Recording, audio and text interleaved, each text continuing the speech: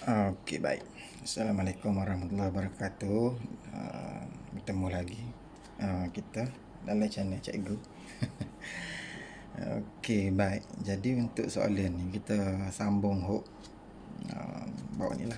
Bawah ni soalan nombor 1 kita sudah dah. Ni kita tengok soalan nombor 2. Soalan nombor 2 dah. Ni soalan nombor 2 ni dia kata rajah 2.1 dan 2.2 menunjukkan satu eksperimen untuk mengkaji kesan suhu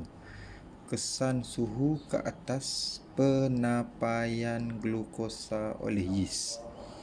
Okey, baik. Jadi kalau awak tengok soalan-soalan ni, dia ada bagi gambar rajah, gambar rajah Anissa. Gambar rajah Anissa. Okey. Jadi cikgu nak tunjuk pada awak ni bagaimana kita nak dapatkan pemboleh ubah daripada gambar rajah. Okey, baik. Untuk soalan, kalau awak tengok soalan A ni, dia tanya nyatakan satu hipotesis yang boleh dibuat daripada eksperimen ini. Jadi untuk hipotesis ni, seperti yang cikgu seperti yang awak tahu, mesti ada perkaitan di antara pemboleh ubah yang di manipulasi dengan pemboleh ubah yang bergerak balah deh. Jadi ada dalam soalan ni.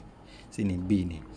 Pemboleh ubah yang dimanipulasi, selagi pemboleh ubah yang bergerak balas. Jadi mulanya kita jawab ni dulu sebab soalan ni nanti jawapan sini nanti kita nak guna untuk hipotesis deh.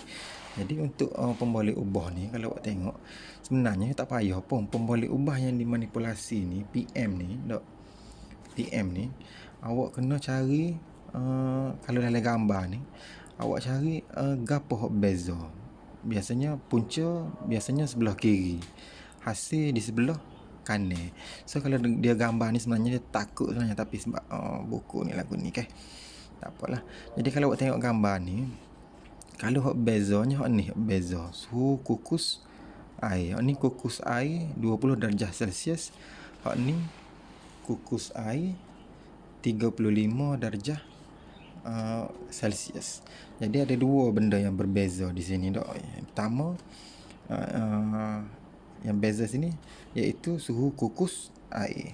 Jadi kalau hak ni hak sama, kalau awak tengok ni kan dia sama.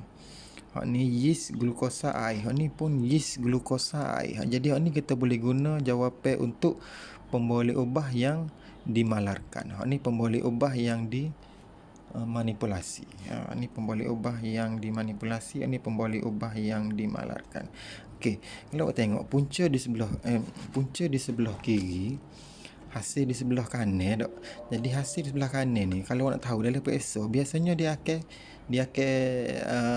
label benda tu. Tak seharusnya dia akan label. Biasanya lah, tapi tak semestinya. Biasanya dia akan label. Macam ni dia label dah.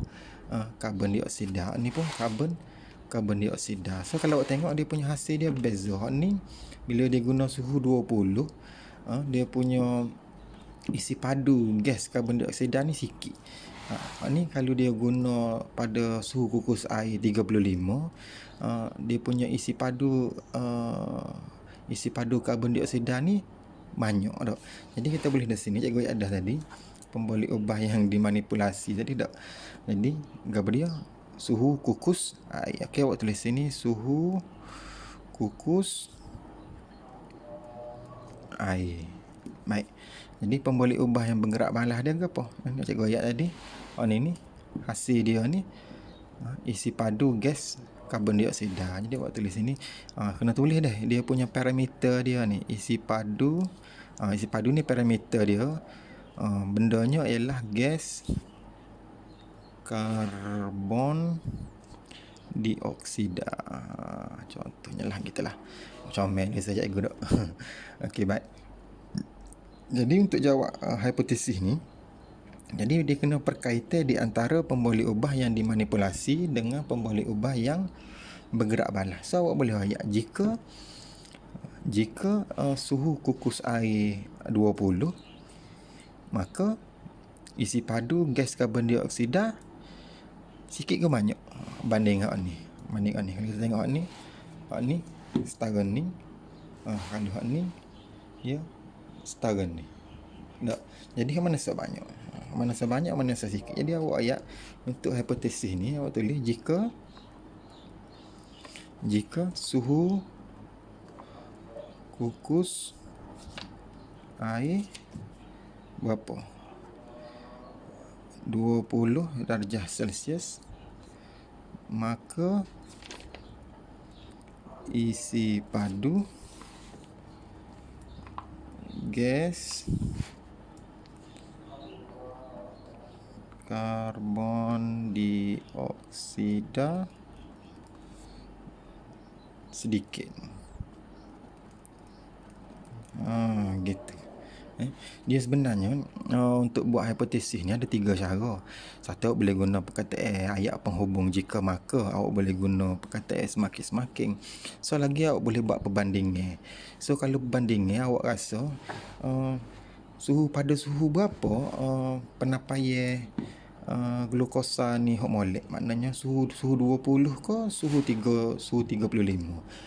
Dia penapaian ni kita nak hok gas karbon dioksida ni dia banyak. Jadi kalau awak nak buat perbandingan, awak boleh kata suhu 35 darjah Celsius sangat sesuai untuk penapaian glukosa pun boleh juga.